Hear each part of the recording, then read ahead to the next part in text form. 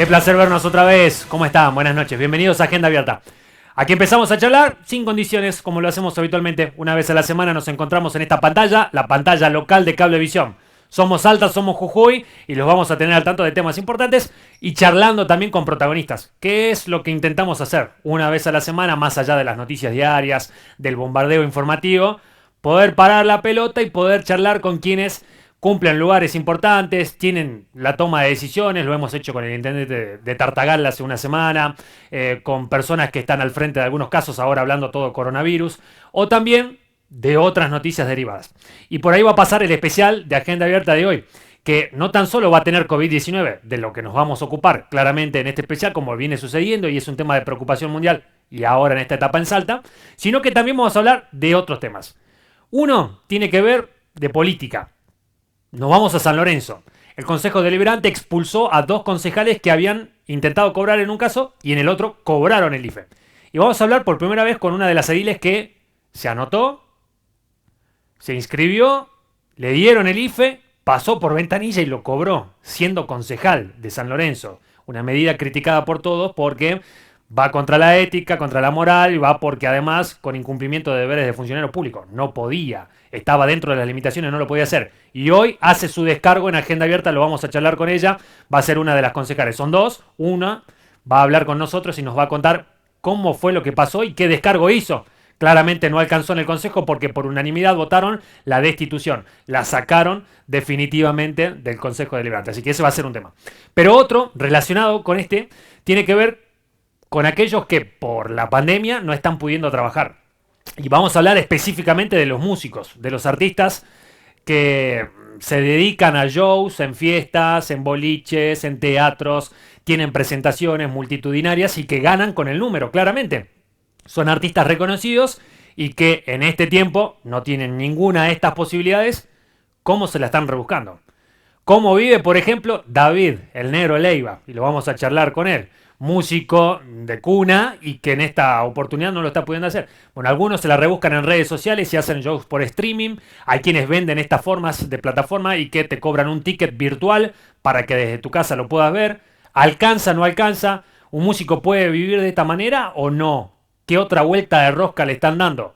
Porque por lo que vemos va para largo, para rato, y entonces en el medio tenemos que estar atentos para saber cómo ellos se pueden reinventar o no. Así que va a ser otro de los temas de los que nos vamos a ocupar. Pero quiero hoy plantear el tema principal y va a ser una charla interesante por el invitado que tenemos, que por fin pudimos lograr tenerlo aquí en el piso con nosotros y que tiene que ver con la pandemia del coronavirus.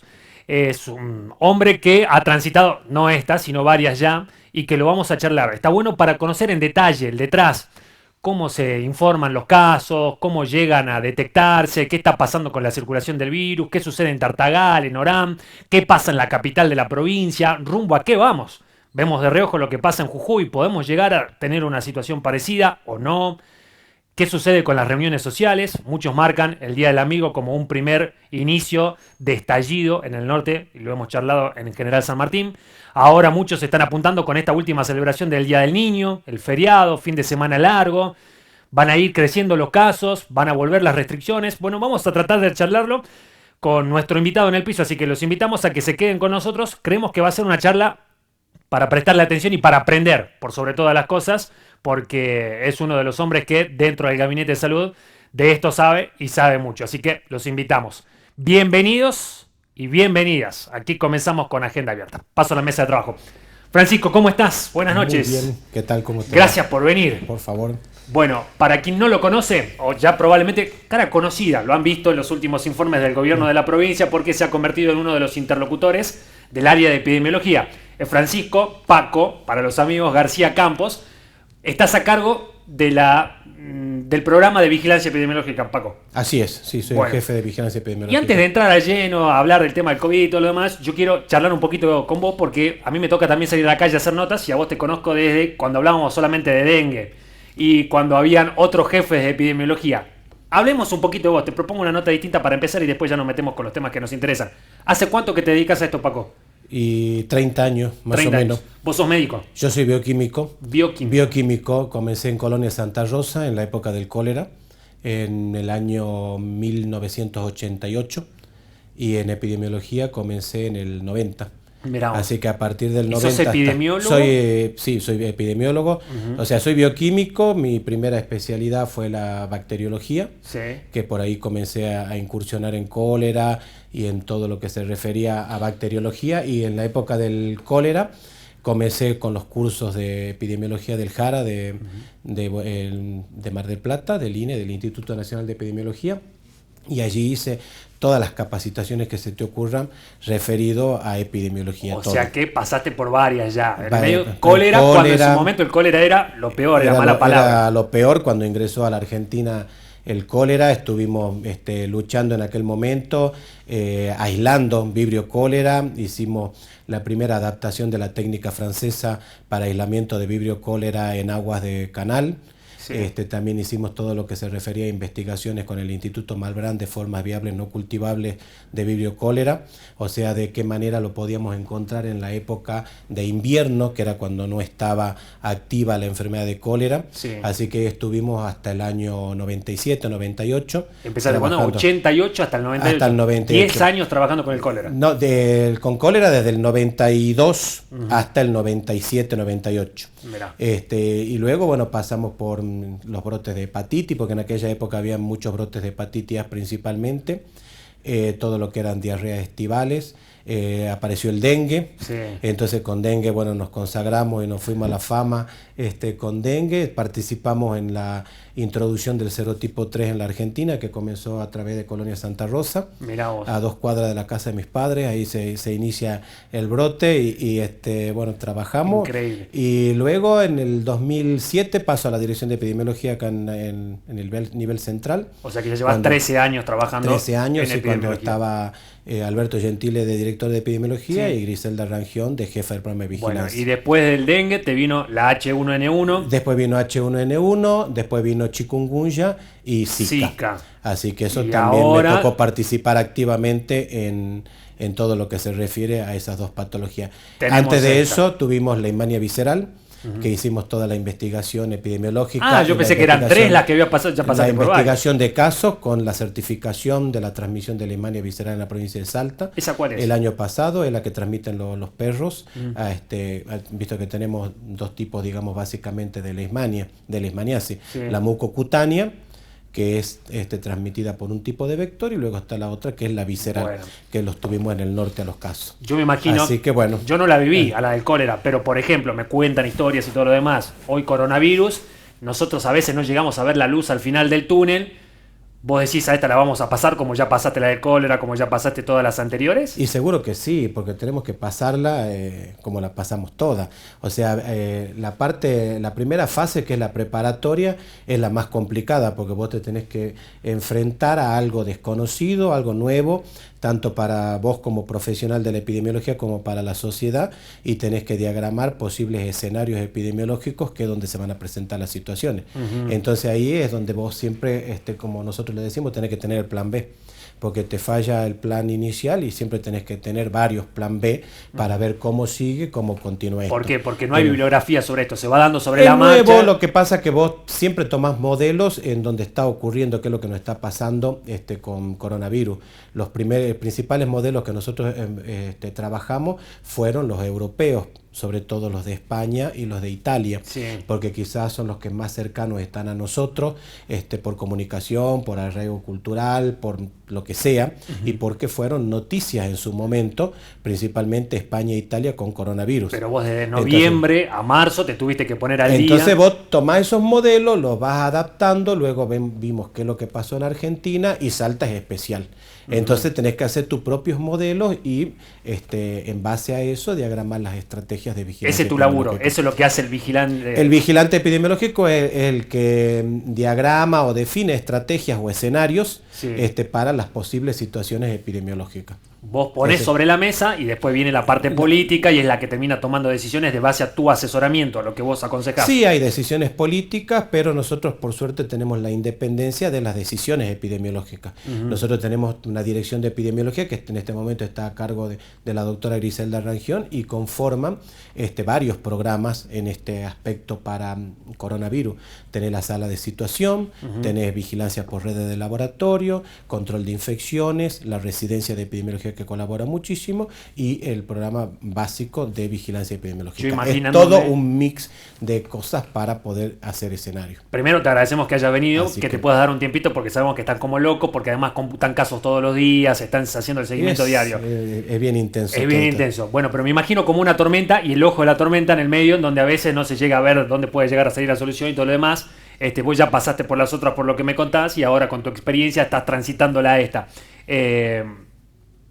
¿Qué magnitud tiene? Encima no sabemos hasta cuándo porque no hay tiempo, pero ya se está hablando de una posible nueva que puede llegar a salir. ¿Así es todo el tiempo? ¿Van a seguir surgiendo? Antes se decía cada 100 años se da una pandemia y hemos visto que quizás a veces los tiempos se achican o no hay una regla específica. ¿Ya puede estar viniendo otra sin que hayamos terminado esta? Todo se puede esperar. El problema de hoy en día es que las comunicaciones son más rápidas que en otra época, entonces vos de pronto estabas en Europa o en Asia y a las 24 horas estaba en la otra parte del mundo.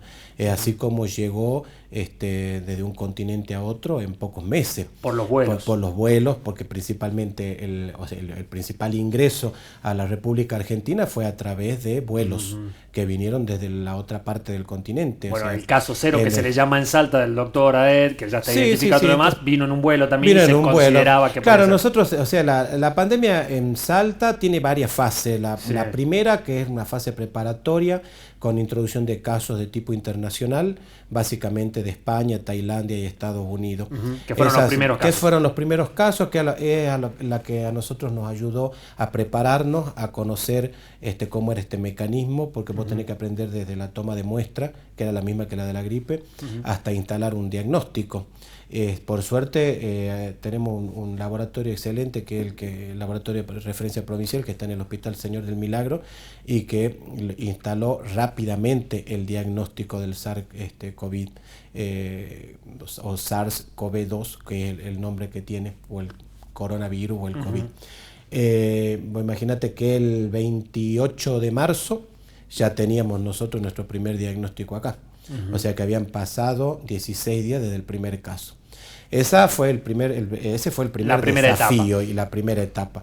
Luego viene la etapa de los repatriados de Argentina, que para mí fue la primera o el primer gran desafío, porque volvía la gente que son residentes de Salta y vos tenías que contener eso, y entonces ahí tuvimos un trabajo arduo. Y que además venían de zonas en donde que había circulación y que comenzaba Buenos Aires, los jornaleros de Río Negro. Que nuestro primer caso, que es el caso 4, viene de Río Negro, entonces ahí nos abre la puerta para decirnos, ojo, que esta persona estuvo en contacto con un caso positivo días antes de venir, está totalmente asintomático, y fue el primer caso asintomático que llegó casi a los 40 días con hisopado nasofaringeo positivo. Impresionante. Entonces, seguía. Entonces, esta posibilidad a nosotros nos abre la puerta para hacer un mapa desde dónde venían y hacia dónde iban.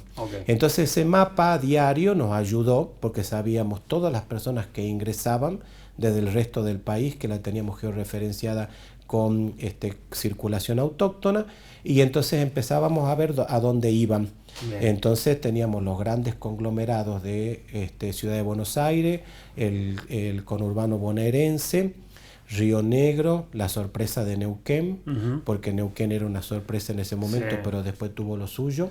Chaco, que apareció en su momento. Pero fíjate que Chaco es al que menos casos nos dio. Prácticamente nosotros de Chaco porque no venían chaqueños a Salta o salteños que estaban en Chaco a Salta. Sí venían, pero nosotros no tenemos incorporación o importación de casos de Chaco, no. Es más, hay personas de Chaco que se hicieron atender en Salta. Que por la zona geográfica era la que más pero miedo le teníamos. Son los más resguardados.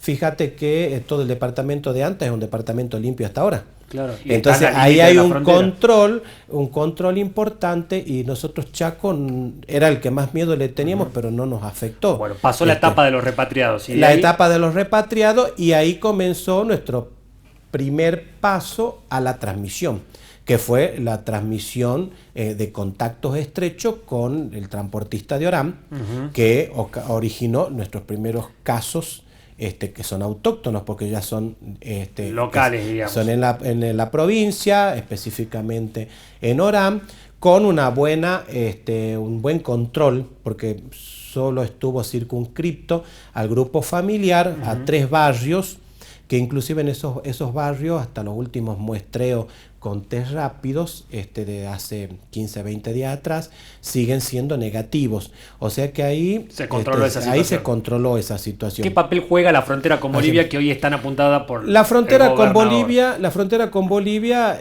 nos siembra nuestros casos, así que el caso de la situación de Tartagal es parte de esa frontera, porque justamente tiene que ver con un nexo directo y un indirecto, específicamente con Yacuiba, investigado profundamente, porque nosotros necesitábamos conocer específicamente, como le llamaban, el caso cero. Porque aparece un médico, un empleado aparece un médico, y en ese momento él refiere haber atendido a una persona que le llama la atención, porque la característica del celular tenía una característica de la República Vecina de Bolivia, y nosotros hacemos todas las indagaciones correspondientes por similitud de apellido, sobre todo por ingreso y egreso en la frontera, porque así trabajamos con el área de migraciones, y bueno, allí se llegan a los contactos internacionales y a la confirmación en la ciudad de Tartagal de uno de los familiares directos, que era el que tenía contacto con la clínica, que era positivo. Y ahí comienza todo lo que se desencadena, principalmente Tartagal. Lo mismo sucede con Salvador Massa, con personas que ingresan, pero acá se suma que tiene una corriente de Jujuy, por personal de las fuerzas de seguridad que van a prestar servicio desde Jujuy hacia Salvador Massa, y entonces allí ellos nos dan la otra línea de contagio. Entonces se suman 2, una que baja desde Salvador Massa y otra que sube desde Tartagal. Claro. La conjunción de esas 2 líneas importantes es la que hace que aparezcan una serie de casos que luego ya, más allá del contacto estrecho, ya se transforma en una transmisión comunitaria. O por conglomerado, que le decían. Primero, lo que pasa es que nosotros, uno de los objetivos y por ahí de las cosas que uno se planteaba de entrada, era que nosotros debíamos transitar la pandemia en todos los pasos. Porque vos transitar la pandemia en los diferentes pasos te da tiempo a aprender y a prepararte. Entonces lo primero que teníamos eran contactos o introducción de casos importados internacionales, luego nacionales, luego pasamos a los contactos estrechos, a la transmisión por conglomerado, y llegamos finalmente a la comunitaria que en Tartagal ya se está dando. En Tartagal ya está desde el viernes pasado declarada la transmisión comunitaria. En Colonia Santa Rosa, por ejemplo, que hoy se reportan varios casos y que se dan también víctimas fatales. ¿Ya está esa situación? No, Colonia Santa Rosa tiene una particularidad, bueno, en mi pueblo, así que lo conozco perfectamente. Podés hablar con conocimiento. Perfectamente bien. Colonia Santa Rosa tiene primero un caso aislado de una menor de 2 años. Que se fue a operar y que nadie sabía, y de repente le salta. Entonces, eso fue el primer semáforo que tenemos en la colonia, porque algo está pasando cuando aparece un caso sin explicación de nexo, y no lo tiene hasta el día de hoy, es porque algo sucedió. Lo primero se relaciona a transportistas, porque ellos viven en un lugar cercano a donde está la playa de estacionamiento de camiones principalmente, y están en plena época de transporte de frutas y hortalizas, así que hay una actividad muy importante con los transportistas, llevando frutas y verduras. Se sigue esa vía entonces. Se sigue esa vía. Y luego aparecen 2 semáforos importantes, uno en Tucumán, detectado en un transportista de Colonia Santa Rosa y una señora que ingresa con una patología de base importante acá al Hospital Oñatibia. La triangulación de esos 3 casos hace que nosotros cerremos los 2 barrios importantes, que es el 86 Vivienda y el barrio Parque Los Pinos, en Colonia Santa Rosa. Y ahí se circunscriben los principales casos y aparecen las 2 o 3 corrientes relacionadas a esos casos. Empiezan a saltar otros. O sea que ahí todavía hay una transmisión en conglomerado. Todavía tiene una transmisión en conglomerado. Está bueno que lo puedas explicar porque a veces entonces, no entendemos qué quiere decir por conglomerado y cuándo un conglomerado es, en definitiva, barrios, una transmisión estrecha, sí, del tipo pseudo comunitaria dentro de un conglomerado que se mantiene circunscripta. Claro, no en toda la colonia, sino en todo el barrio. Entonces, cuando a nosotros por ahí nos preguntan, en algunas entrevistas nos consultaban principalmente, ¿hay transmisión comunitaria en Salta? A ver, hablemos bien. Salta es una provincia muy amplia, que tiene 23 departamentos y más del 50 de los departamentos sin caso. Aquí tenemos a nivel provincial conglomerados con transmisión, que fueron definidos de entrada. Los primeros días de julio ya fueron definidos los 3 conglomerados clave. Departamento San Martín, Departamento Orán y Güemes, que son los 3 conglomerados que siempre hablamos, porque tienen diferentes características. San Martín, porque debuta con un ingreso en personal de salud y un debut en personal de salud que no estaba esperado. El departamento Güemes con personas fallecidas sin nexo directo, con una frontera provincial, con un brote importante en un molino del otro lado, donde hay tránsito de un lado al otro. Y con un departamento Orán, con una transmisión estrecha, ¿no es cierto? Que si vos te fijas, si eso nosotros nos vamos por el transportista, sí, que fue el 22 de mayo, sí, que esto se inicia, 22 de mayo, uno de los eslabones de este nexo es de Colonia Santa Rosa también, que está relacionado a parte de los grupos familiares en donde aparecen luego los casos. Y vos no tenés nada en Urundel, en Pichanal, en Irigoyen, claro, en Embarcación. O sea, que son conglomerados con transmisión. Y aprovecho y te lo consulto, porque en el medio de este mapa que vamos pintando también se van conociendo cada vez más casos en Salta Capital. Hoy, no sé, nos llamaba la atención en un corralón importante, un operario con coronavirus. Hoy cerraron la Fiscalía Federal también con 3 empleados con coronavirus. Un supermercado mayorista en Avenida Paraguay también. Entonces empiezan como a saltar más casos. ¿Cuál es la situación de la capital hoy? La situación de la capital, por sus características demográficas, que es totalmente diferente a cualquiera de las localidades o ciudades de la provincia, porque tenemos más de 500.000 habitantes, que es lo que nosotros vamos a tener, una dispersión uniforme. No tenemos una dispersión o una aglomeración en un determinado sector. Nosotros, si vos te acordás del paciente fallecido de la zona sur, que se hizo todo el operativo de los barrios, sí, en ese momento eso quedó certificado de que ahí no había transmisión. Porque los testearon a los que daban como sospechosos y dio negativo. Todo negativo. Okay. Porque ahí continuaba una línea que estaba con un hotel de repatriados relacionado con personas que vivían en ese lugar y que había un negocio importante o negocios importantes de comercialización de frutas y verduras, el mercado que está ahí en la zona.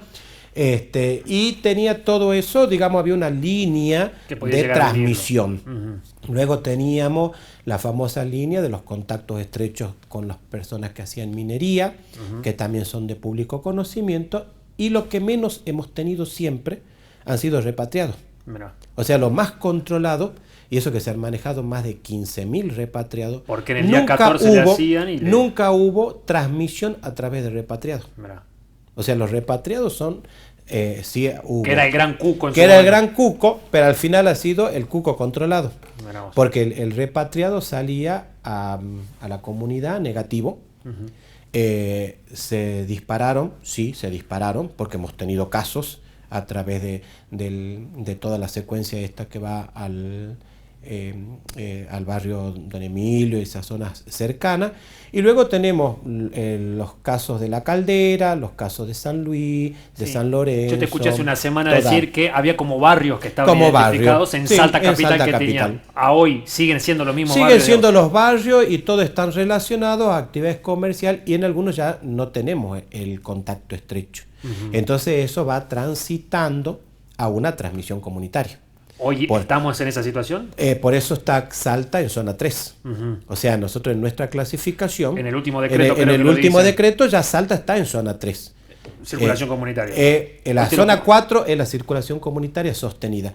La zona 3 son conglomerados con una transmisión importante, con casos no explicados de posible transmisión comunitaria. O sea, vos no le podés seguir el hilo, no sabés vos no cómo le podés llegó. seguir el hilo. Entonces vos de pronto hoy me decís, a ver, yo soy positivo y estuve en el tal centro comercial importante, fui al negocio de mi barrio, fui al centro y tomé un café en la esquina de la plaza. O sea, son todos puntos en donde inciertos. te podés haber contagiado. Claro. No es lo mismo que cuando nosotros decíamos en otro momento, no, yo estuve con tal paciente como en Tartagal, yo sospecho que por ahí viene, vos buscás en el familiar de él, encontraste un caso positivo, entonces era como que estaba... Por eso en el parte diario que ustedes emiten y que nosotros recibimos y damos a conocer, dice tanta cantidad de casos en tal lugar. Y el resto en investigación. El resto en investigación. Porque no sabes de dónde vino. Porque no sabes. Y todo lo que no se certifica en 7 días, pasa a la transmisión comunitaria. Ya no los investigás, ya lo dejás. Ya no, porque ya hay no todo. te sirve. Ya no te sirve, o sea, vos lo tenés que investigar en forma inmediata. A ver, Daniel Gutiérrez, ¿qué es? Soy personal de salud, soy contacto yo soy periodista, estrecho, trabajo en el canal, la radio. Ahora, si yo no te puedo clasificar en nada de esto, 7 días entré en investigación. Si en 7 días yo no te encontré un nexo, sos comunitario. Bien. O sea, y el porcentaje de comunitaria es con el tiempo de duplicación de casos, es lo que te va a definir el estatus. Paco, me están marcando la producción, yo me quiero matar, me quedan 5 minutos, yo te quiero seguir teniendo un rato más y le voy a robar 5 minutos más de la próxima nota, pero consultarte por algunos temas puntuales. Hoy llamaba la atención también y preocupaba el tema de los trabajadores de la salud, porque justo que es el Hospital del Milagro el que toma las muestras o el que hace el análisis, saltaron casos positivos. Sí. Entonces, ¿es algo para preocuparnos que ya los profesionales de la salud en los hospitales públicos de Salta estén contagiados? Mira, el personal, quiero ver acá el porcentaje que no me acuerdo. Nosotros estamos en personal de salud general de la provincia en un 5.87%. ¿Eso qué? ¿De contagiados? De contagiados. O sea, del 100, un 5%. Un 6%. O sea que de cada 100, 6 pertenecen al personal de salud. Hay algo cierto. El personal de salud y el que está frente a pacientes es el que mayor riesgo está más expuesto porque estás ahí. Ahora, si vos sos personal de salud y vos sos a su vez contacto estrecho de un caso positivo, por clasificación, personal de salud bloquea el resto. Porque nosotros tenemos que mantener la vigilancia activa de personal de salud. Y está bien que se monitoree personal de salud. ¿Qué quiere decir eso? ¿Qué quiere decir? Que si yo tengo varias características, vos sos periodista, sos esto, sos aquello, pero a su vez, si tuvieras otro trabajo, sos personal de salud, supongamos que trabajara de periodista en un hospital, o en el nivel de comunicación de un hospital, eso es por encima de tu trabajo de periodista. ¿Por qué? Porque vos estás inserto en una institución de salud donde vos tenés más riesgo que yo de contraer el virus.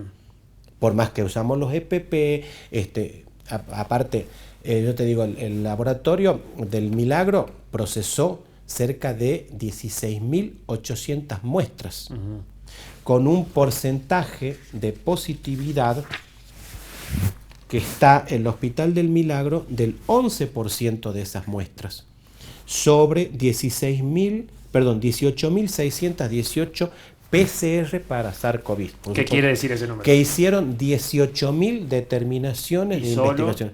Y el 11% fueron positivas. Y solamente tenés un pequeño porcentaje. Que es el 0,5 que vos explicaste el el otro 0,5 que le pasó a Sainz, por ejemplo. Claro, bueno, pero ese es el otro falso tema. Esos son no, esos son sobre resultados. Yo lo que voy es que vos me preguntabas del personal de salud, que el Hospital del Milagro tiene un alto riesgo porque procesa la mayor parte de las muestras de los pacientes sospechosos. Y así y todo, la cantidad de personal de salud con coronavirus es mínimo. Está bien. Porque tenemos un nivel de seguridad bastante importante. Seguro que vamos a tener más personal de salud. Ahora nos pasa, en Salta Capital nos ven acá en Salta y en Jujuy, pero nos ven en gran parte del territorio provincial de la provincia de Salta. Y quiero aprovecharte para consultas que nos hacen. Che, si yo llego a tener síntomas, me pica la garganta o algo, porque a lo mejor tuve contacto estrecho o no lo sé. Muchos nos recomiendan que hay que bajar la aplicación. La app, sí. No hay que ir a la guardia. Porque esto está bueno para que lo expliquemos para todos. ¿Qué hago si yo tengo, me empezó a picar un poquito la garganta? Lo primero que tenemos que hacer es no movernos del lugar en donde estamos. O sea, lo que tiende la gente es a deambular de servicio en servicio y es lo que no hay que hacer. No voy al Papa, no voy al Milagro, no voy a... Nosotros bajemos la app, la aplicación, que prácticamente el 90% de las personas o más la pueden tener en un celular. Salta COVID está disponible en el App Store. Está disponible, la podés bajar. ¿Y entonces qué hago ahí? Y allí te registrás y ahí colocas tus signos y síntomas, la comorbilidad, todos los factores de riesgo que tenés y te va a dar un semáforo verde, amarillo, rojo. Si me da que rojo... En base a eso, si te da rojo... Hay gente del equipo de salud a donde vos estés viviendo que se tiene que comunicar con vos. Si pasan las horas y no se comunican y vos notaste que hiciste todo y que por algo no se comunicó, vos ya tenés las otras opciones que el 911, el 911 y el 138, 136. Bien. 136, sí. Que fue el acto fallido. Está. Entonces hay que comunicarse porque ellos son los que a nosotros nos reportan todas las novedades.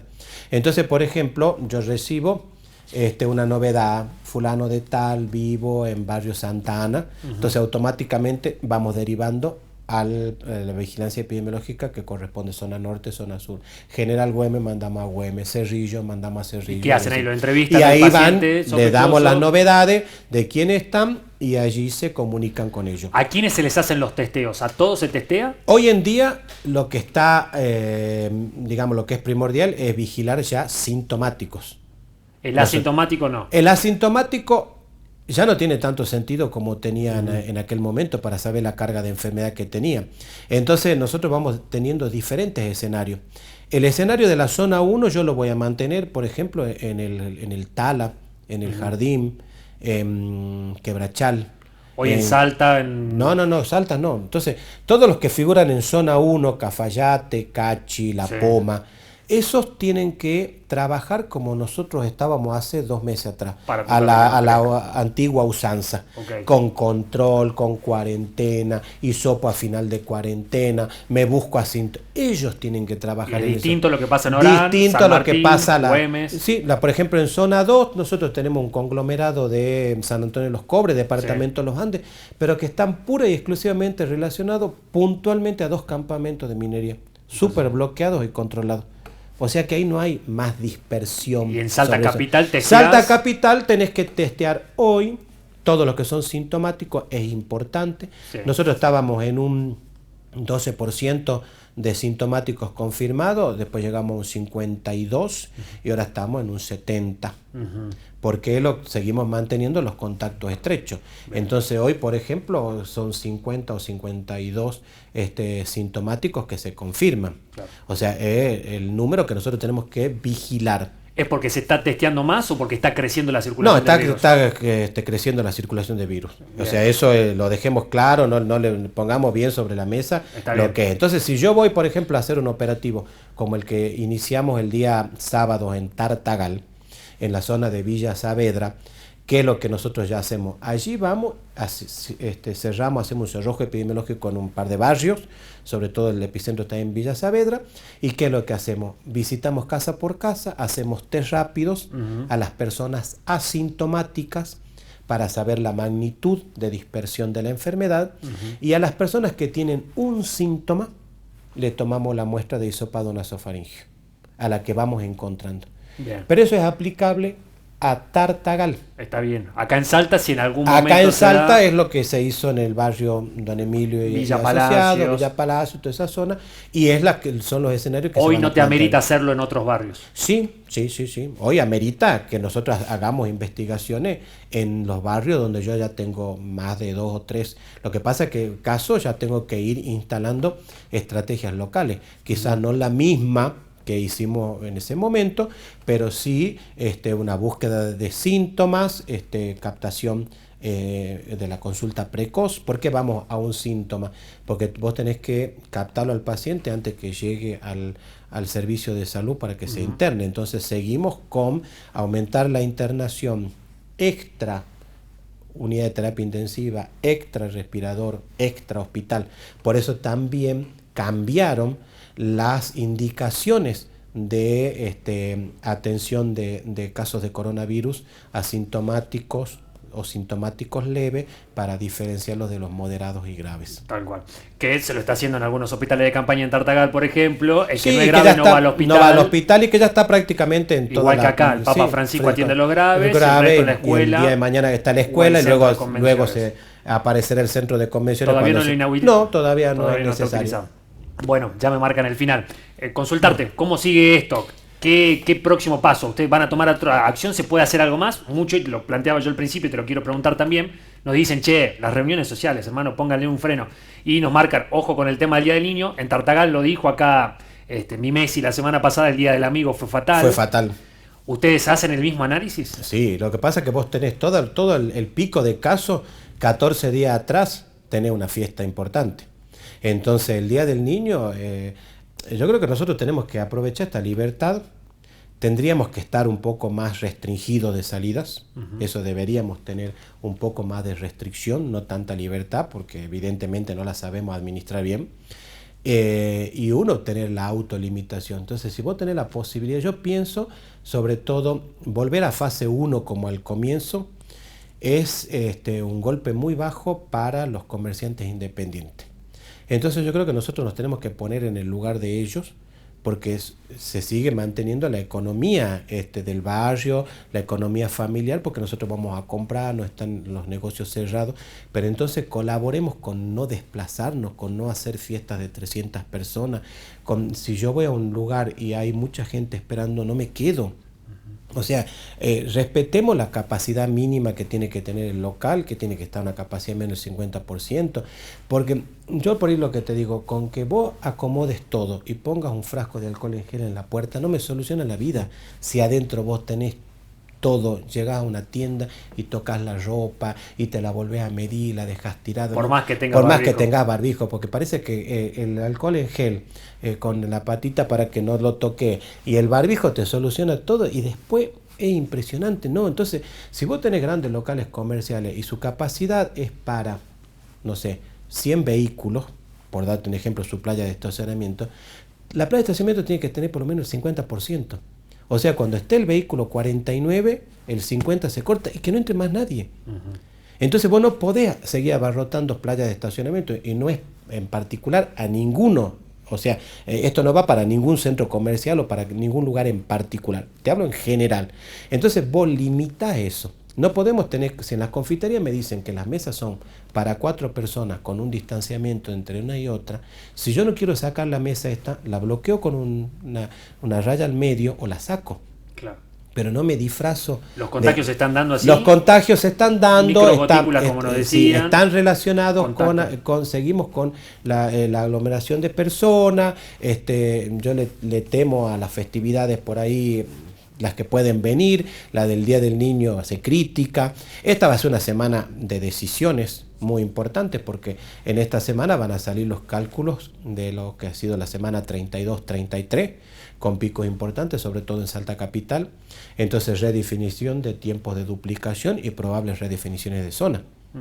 Entonces, si a nosotros nos asustan los números, seamos precavidos con el distanciamiento social y con las conductas de vida que tenemos.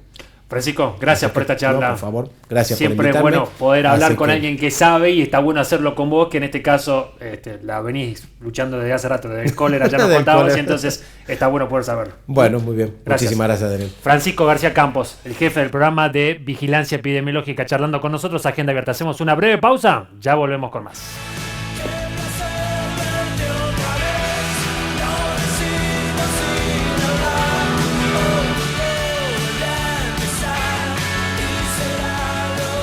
Conociendo la enorme necesidad de trabajo que hay entre los salteños y la necesidad de acceder a una casa propia, es emocionante ser parte del lanzamiento del programa Procrear por parte del presidente de la Nación y su equipo. Un programa fundamental para activar la economía de Salta, creando nuevas fuentes de trabajo con la construcción de viviendas. Un programa que va a permitir que vos puedas acceder a ese sueño de una casa propia. Y eso me llena de alegría. Y también me llena de alegría que Sergio en San Luis, Martín en la ciudad de Córdoba, o Betina allá en el norte salteño, en Salta la Linda, que en todos los rincones del país estemos llevando una tranquilidad a un argentino.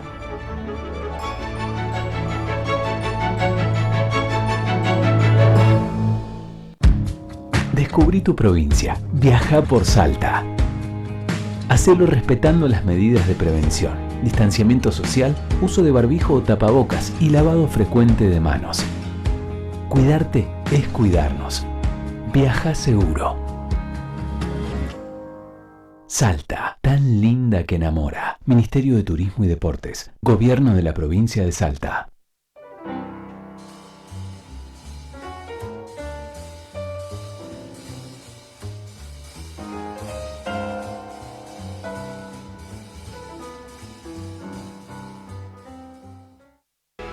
El cuidado del agua es responsabilidad de todos. El buen funcionamiento de los sistemas de agua y cloaca, nuestra responsabilidad todos los días. Por reclamos o consultas, llámanos al 0800 88 88 24 82 o escribinos a nuestro WhatsApp 3875 63 22 22. Aguas del Norte, la compañía de los salteños.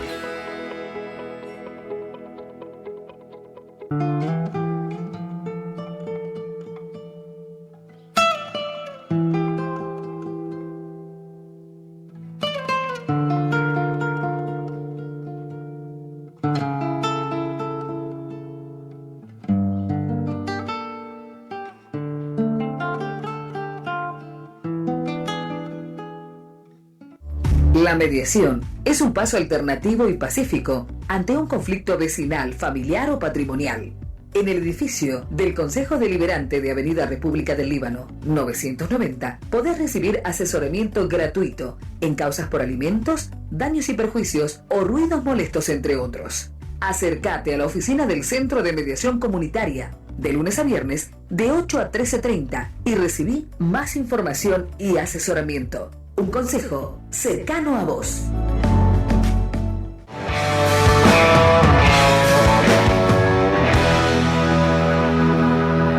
Segundo, último bloque de Agenda Abierta. Vamos a ir rápido porque tenemos temas importantes para hablar. Bueno, el Consejo de San Lorenzo tomó la determinación de expulsar a 2 de sus integrantes porque los consideraba habían incumplido con los deberes de funcionario público al anotarse o cobrar el IFE, el ingreso familiar de emergencia. Una investigación periodística, lo charlamos con Agustín Poma en su momento acá.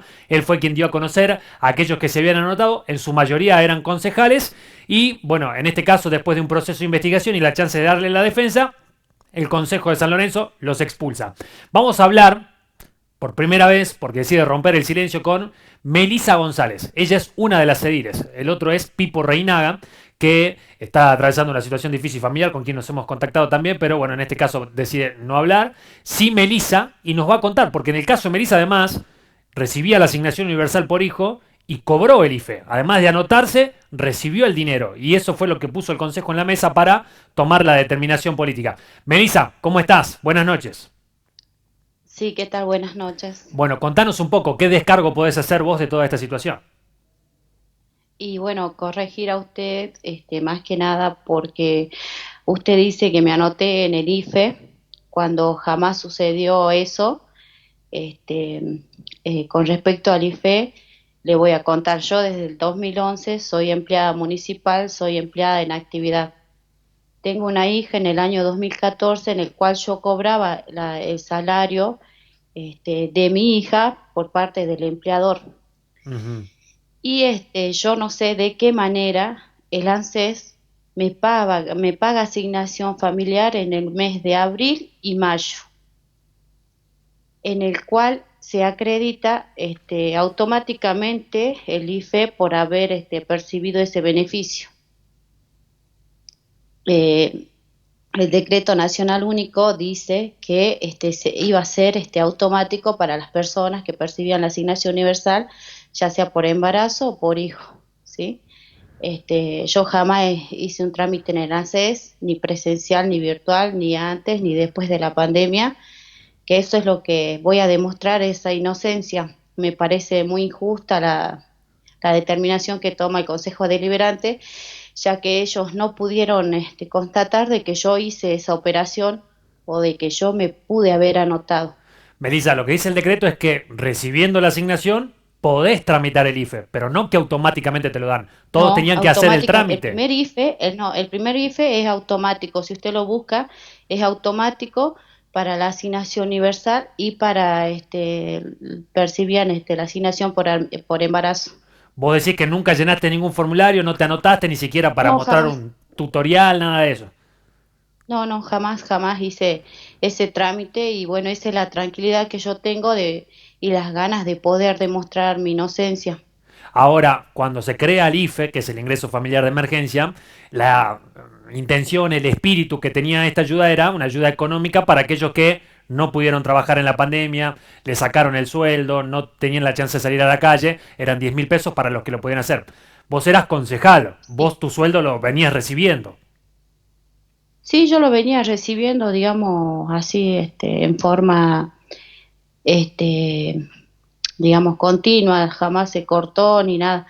Lo que me pareció raro es de la manera en que se me acredita el IFE y la asignación universal. Si yo me he cansado de llamar al ANSES, este, el ANSES nunca atendía el teléfono y ya estábamos en pandemia y tampoco estaban abiertas las sucursales. Se puede demostrar porque llegaron dos informes al Consejo Deliberante de parte del ANSES. Uno era que decía que yo supuestamente había solicitado el día 3 de abril el IFE y el mismo día se me acreditó. O sea que a ninguna persona en la Argentina le pasó eso. Otro informe dice que se me acreditó el IFE por haber tenido a cargo mi hija, que tampoco jamás hice un trámite, jamás presenté una libreta, un certificado, nada en el ANSES, porque yo siempre fui trabajadora dependiente. Claro. Bueno, el Consejo toma en cuenta este informe que manda ANSES para decir, che, mirá, acá está que lo tramitaste, y entonces de esa manera utilizan el argumento para la destitución. Vos intentaste No, cuando la lo de, destitución sí. dice, perdón, la moción de la destitución es por la conducta moral, Ujú. porque yo no le llevé la plata al Consejo Deliberante para que ellos vean qué van a hacer. Yo le dije que la plata la pongo a disposición de la justicia federal, porque son ellos los que están averiguando. Ujú. Bueno, no es una cuestión que se haya dado de manera aislada, porque así como te pasa a vos, le ha pasado, bueno, en el caso de San Lorenzo a Pipo Reinaga, que no lo cobró, pero sí se inscribió de acuerdo a los registros, y se han dado una gran cantidad de concejales. Entonces, claro, ha generado indignación popular porque todos dicen, che, mirá, son concejales, son políticos, tienen un sueldo, cobran bien, y encima cobran el IFE, me parece que no da. Bueno, vos a eso, ¿cómo respondés? Este, digamos, yo la verdad que me siento afectada por tantas críticas, tantas cosas, porque la gente me conoce y sabe que yo soy una chica de barrio. La verdad que siempre he ayudado a las personas, estando en pandemia o no estando en pandemia, yo siempre ayudé a las personas. Y bueno, eso es lo que me llevó a mí a conseguir una banca de concejales. De todos modos, el presidente del Consejo Deliberante dijo que esto es una decisión política, porque yo soy la única opositora en el Consejo Deliberante de 7 concejales. Tuve sanciones, tuve quita de sueldos, tuve sesiones en las que no pude participar y muchas cosas vienen atrás de esto, que bueno, que en realidad, como le digo, la moción para destituirme fue por la conducta, no fue porque ellos pudieron comprobar que yo había solicitado el IFE. Bueno, ¿y ahora qué sigue? ¿Vas a presentar alguna apelación judicial? Sí, sí, yo voy a llegar hasta las últimas consecuencias. De todos modos, yo ya estoy a disposición de la justicia y bueno, ya nosotros tenemos entre el jueves o el viernes, ya tenemos una audiencia con la fiscalía, así que me queda tranquila porque si la fiscalía va a averiguar de qué computadora o de qué celular salió la inscripción, yo jamás la he solicitado y eso es lo que me deja a mí tranquila, que yo no hice un mal o no intenté defraudar al Estado. Por último, bueno, ahora sos ex concejal, te destituyeron, hay que ver si es que terminan avalando la decisión de la justicia o no. Pero mientras tanto, ¿vos tenés el puesto fijo en la municipalidad? ¿Sos empleada de planta? Sí, soy empleada de planta permanente ya hace 9 años. Está bien. Bueno, te agradecemos por haber hablado, por haberlo contado. Queremos escuchar la otra campana también porque hemos escuchado la del presidente del Cuerpo Deliberativo. Pero bueno, claro, en este contexto habrá ahora la justicia la que tendrá que determinar las responsabilidades y saber si la decisión que se tomó es la correcta o no. Te mandamos un abrazo.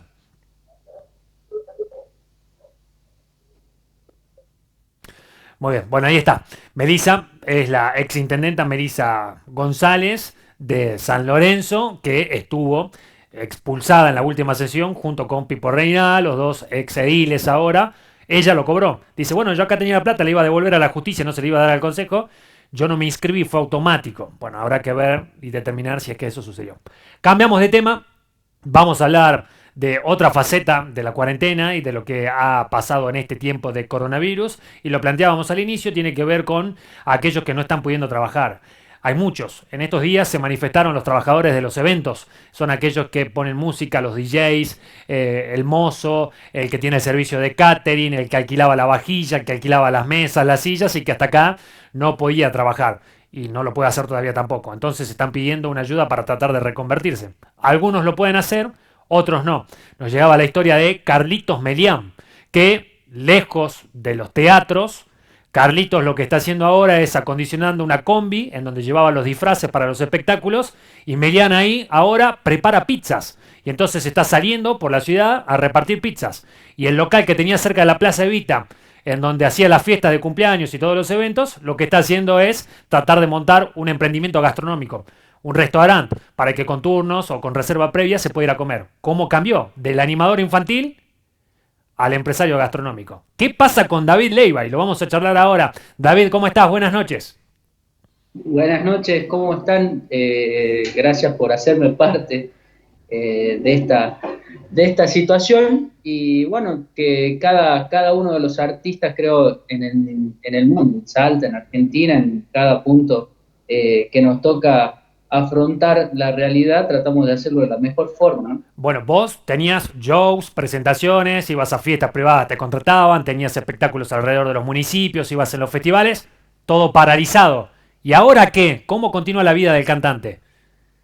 La verdad que, bueno, tenía proyectado un año muy enfocado en lo musical. Yo el año pasado, en lo que ha sido electoralmente, he quedado fuera de poder ocupar un lugar en lo político, así que bueno, pensaba en este año que me iba a poder volver a vincular fuertemente con la actividad. Bueno, esta pandemia no lo permitió y estoy tratando de sobrellevar esta situación, si bien gracias a Dios hay proyectos que puedo desarrollar con ciertas limitaciones, esto de poder contar con transmisiones vía streaming. Estuvimos el 20 de junio haciendo un festival, el Festival Salta, tratando de ponerle la mejor onda. Si bien económicamente, lógicamente, hay una situación que es preocupante y se agudiza en muchos artistas.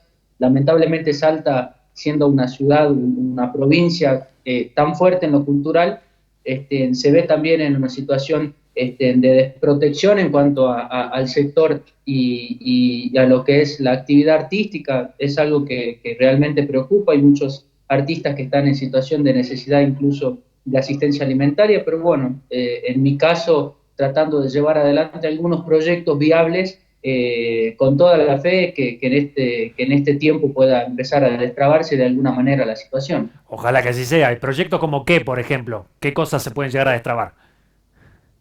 Bueno, paulatinamente se ha ido de alguna manera solicitando en algún punto de la cuarentena. Nos hemos reunido con el gobernador, en aquella oportunidad se le solicitó que se pueda dar lugar a estudiar la posibilidad de habilitar los espacios como salas de ensayo, estudios de grabación, donde se podrían generar contenidos, artistas que ya tenían algunas producciones para terminar y otros que ya tenían en proyección esas mismas producciones, de alguna manera lo pudieron hacer. Esto fue un pasito. Hace días nada más se consiguió el hecho de que se puedan habilitar nuevamente en los espacios gastronómicos que ya están habilitados la posibilidad de que los artistas puedan dar show. Esto da lugar también a que una pequeña porción artística en Salta pueda tener esa posibilidad.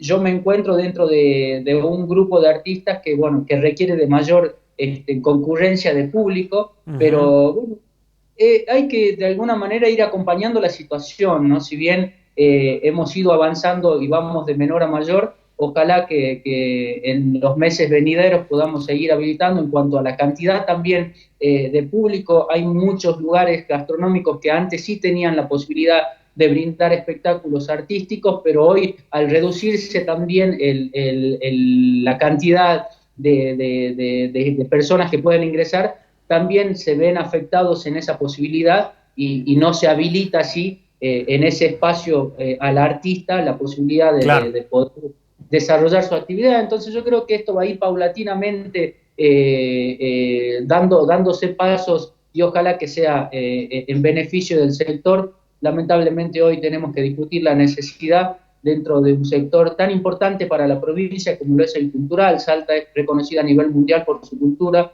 y hoy lamentablemente sigue en deuda la discusión histórica, ¿no? De cómo le pueden garantizar a quienes deciden vivir, a quienes deciden acceder al arte y la cultura en Salta de la manera correcta como tendría que ser a todos los que de alguna manera estamos vinculados al arte, a la cultura en Salta, como políticamente, históricamente ha estado de alguna manera en deuda esa discusión, y creo que también nos deja hoy el desafío a todos los artistas de empezar a juntarnos y a discutir de qué manera se tienen que dar los pasos de aquí en adelante. David, ahora lo vimos a Gaby Morales tratando de hacer el show en streaming, que está bueno también y que lo mencionaste vos, a Juan Fuentes también promocionándolo y cobrando un ticket para que lo puedan hacer.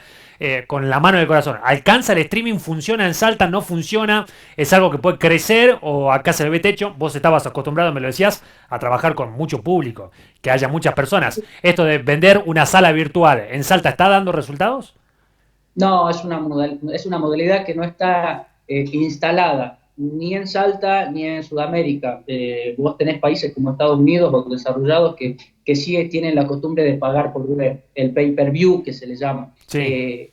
Cuesta y mucho. Creo que esta pandemia incluso vino a ponernos en tratar de acelerar los tiempos con respecto a la virtualidad, ¿no? Muchos artistas que han ido incurriendo de alguna manera en esta modalidad.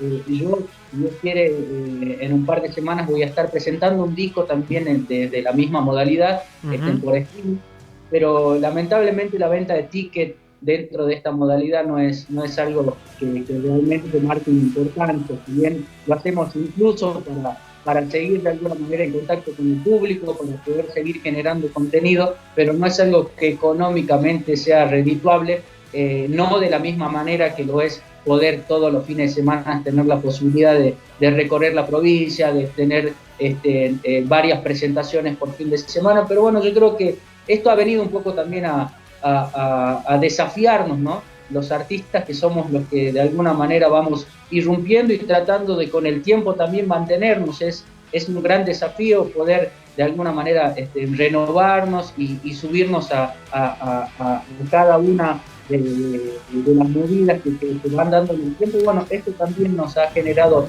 un desafío a todos los artistas, poder instalarnos también en un esquema virtual y poder, primero que nada, acudir a la buena onda del público, de los seguidores, de los fans que siempre están predispuestos, ¿no?, a sumarse en este tipo de iniciativas. Bueno, nos toca hoy una situación que, tratando de alguna manera de sortearla, tenemos que llevar de alguna manera también posibilidad de que la gente siga disfrutando de nuestra música, y creo que vía streaming o transmisiones en vivo, muchos artistas lo han hecho en este tiempo, es una forma de seguir en contacto, de seguir generando al menos en nuestro Bien. público el contacto ese que no lo tenemos en cuanto a lo físico, pero sí en lo virtual, ¿no? Gracias, David. La próxima seguimos hablando y vamos a hablar de política también, porque se viene un año electoral y en el medio te vamos a convocar. Te mandamos un abrazo grande. Cuando quieran, un abrazo grande, un saludo grande a toda la gente. Hasta la próxima. Bueno, ahí está, David Leiva. Y así llegamos al final de esta entrega de Agenda Abierta, hablando de temas importantes. En una semana nos volvemos a encontrar. Hasta la próxima.